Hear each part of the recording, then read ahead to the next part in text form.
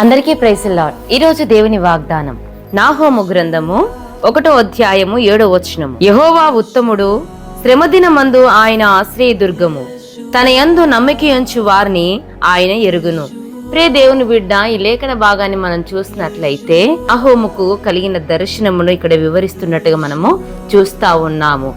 శ్రమ దినమందు ఆయన మనకు తోడుగా ఉండబోతున్నాడు.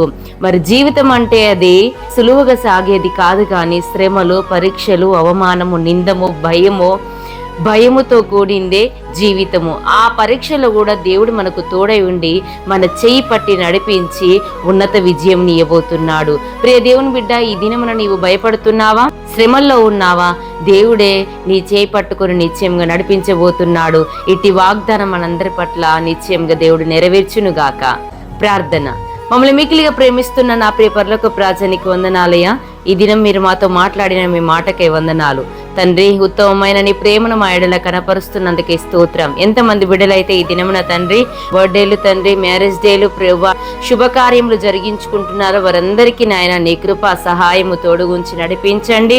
ముందుంటున్న సంవత్సరాల వరకు దీవెనకరంగానో ఆశీర్వాదకరంగా మలుచుమని, ఈ దినమంతా మీ కృపాక్షేమంలో బిడ్డల వెంట ఉండి నడిపించుమని నజరుడని యేసుక్రీస్తు నామములో వేడుకుంటున్నాం తండ్రి. ఆమేన్. Praise the lord.